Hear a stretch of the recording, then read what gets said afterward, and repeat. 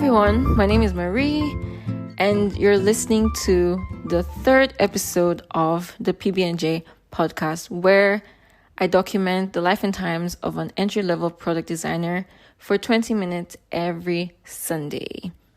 So today, I don't have a topic in mind per se. I kind of just want to give updates on what's been going on so far, how's the journey, and all that good stuff. So there's a lot going on. I have a couple of projects I'm working on, and I'm really excited, but I'm also super overwhelmed because it's really daunting. But I feel like the overpowering emotion is excitement. Like, I'm really excited because I can't wait to just get into it and learn and have this experience, because I know it's going to be super useful for me when I get my proper job one day. But yeah, so first things first, I've started working on my capstone project. So this is, in a sense, my final year project. If you went to uni in Nigeria, you kind of get what that means. So yeah, my final year project, or like your dissertation, which comes at the end of the program. So we're nearing the end of the Women Texters Fellowship. It's supposed to end mid-April. So yeah, so this is when we typically start working on our capstone project. So yeah, so that's what I'm doing. And this is really interesting because this is my first time working in a team with team members across the different learning tracks, because all the teams I've worked on previously have all been just product designers. So now I'm working with a product manager, data analyst, cybersecurity analyst, devs, other product designers as well. So yeah, it's really interesting. I'm really curious to see what the dynamic is going to be like, and I'm really excited to actually apply what I've learned so far into this project, because I learned best when I'm actually practicalizing what I learned. It sticks better, and just for the experience, of course. So yeah, I'm really excited. It's going to be a lot of work, but I'm actually super excited for it. So currently, we're still sort of figuring out which business we want to build for. So we currently have a real estate company and a nutrition company. So we're trying to understand the problem statement and the proposed solution. So today is Sunday. By tomorrow, Monday, we'll have finalized on that, because we have a meeting this evening. So we're going to finalize on all of that by Monday, and by God's grace, get started on our capstone project. So I'm really excited for that. What else? So yeah, I'm also, so I typically shy away from leadership roles because I don't know, I just don't feel like it comes to me very naturally. But then for this community project, I stepped up to take the lead. So I'm currently leading the community project that I'm working on currently. I feel like this is super vague. Let me give more context. So a graduation requirement for the Women Texters Fellowship is to carry out a community project. So they termed it the Tech Girls Drive. So you visit a school, a religious organization, or just a community of women, and talk to them about tech and women in STEM and opportunities in STEM. There are lots of girls. I don't know the demographic exactly. I don't want to spread misinformation, but there's research where that says a lot of girls, especially in lower class environments, they don't aspire to work in these roles because it's often just assumed that it is for men. So what this Tech Girls Drive does is essentially just bring that awareness to them that just because you're a woman doesn't mean that there are no opportunities for you to work in STEM, and just bring their attention to that, and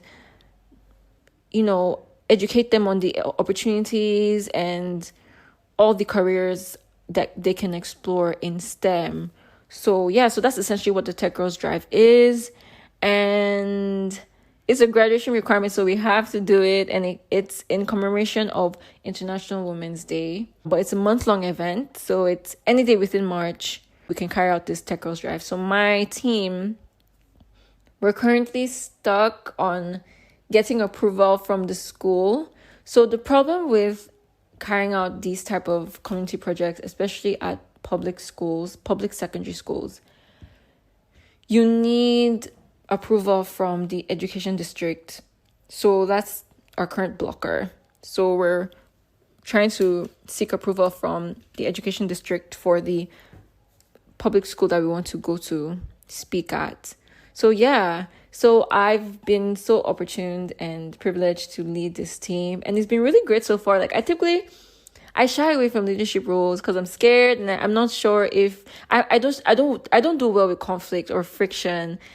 Every time I've tried to take up a leadership role in the past and I come across any form of friction with the team member or anyone else that wants to take over, I honestly just like step back and I'm like, yo, you know what, take the wheel.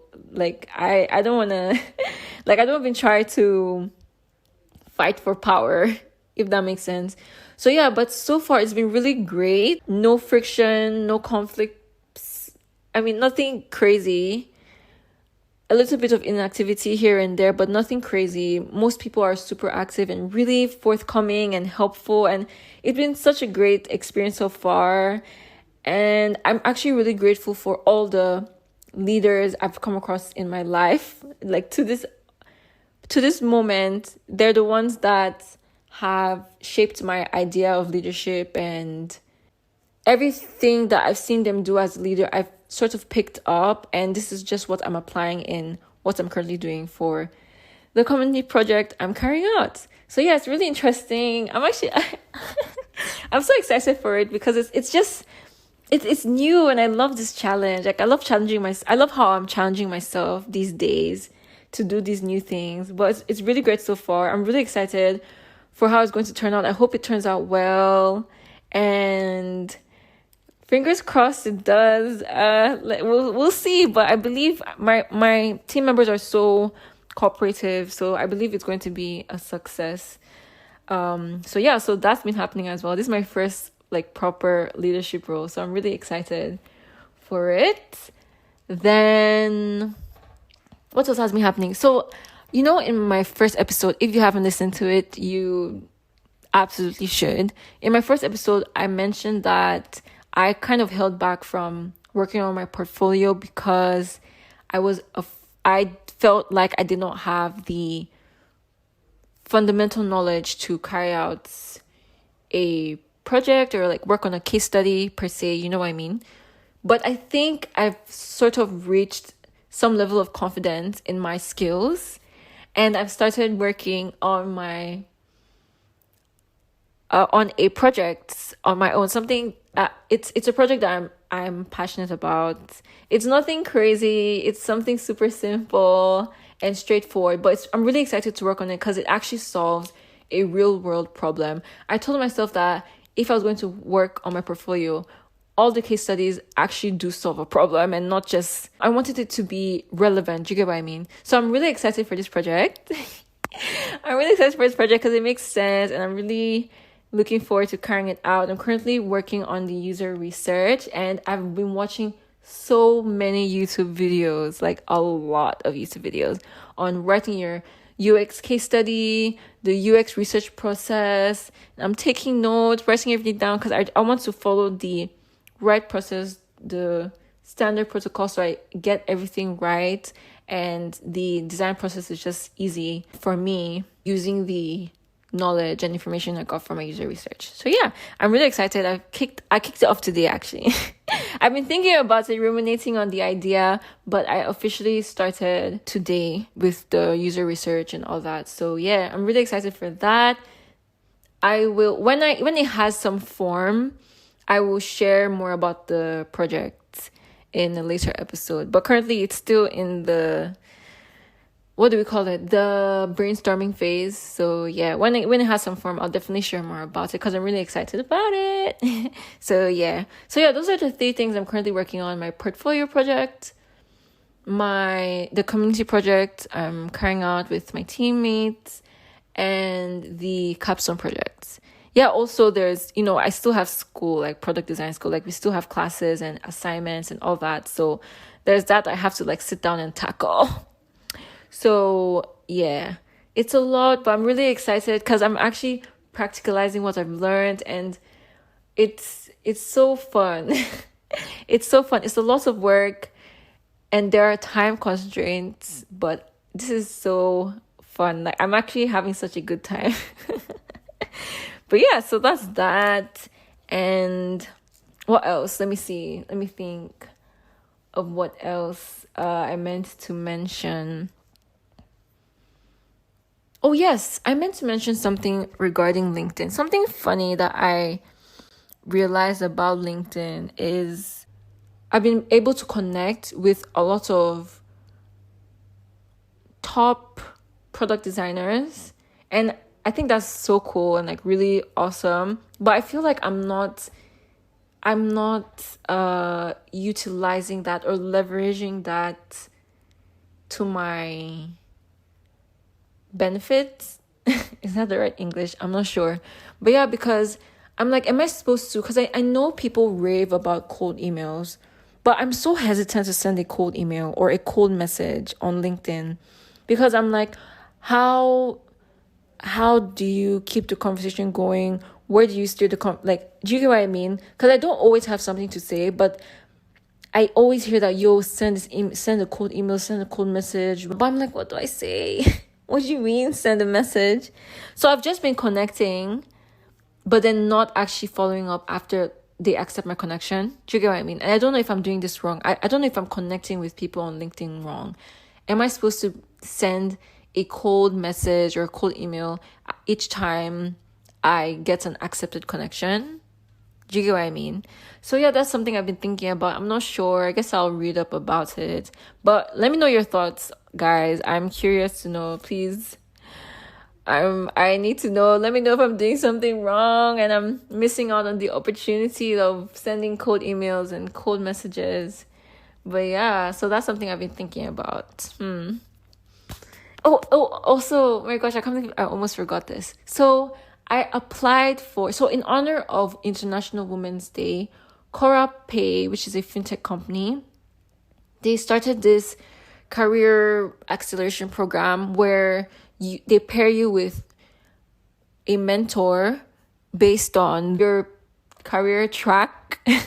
Yeah, so they pair you with mentors based on your career track. So it was a whole application. There was a whole application form. Only people that have 1 to 2 years experience in a tech role were eligible.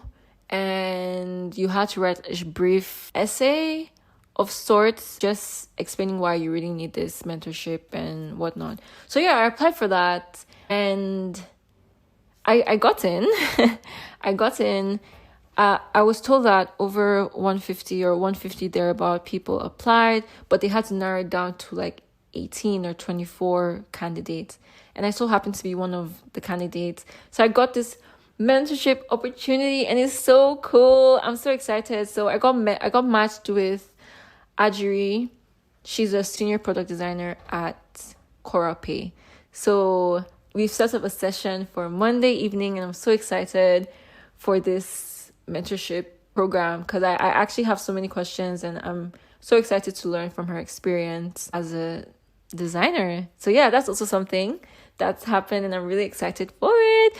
Lots of things happening. I'm really excited and also kind of overwhelmed, but I believe it's going to be okay by God's grace. If you guys have any tips or tricks for me, any advice that could maybe be helpful with any of my projects, please feel free to shoot me a DM, send me an email, whatever. I'm super open to hearing your thoughts.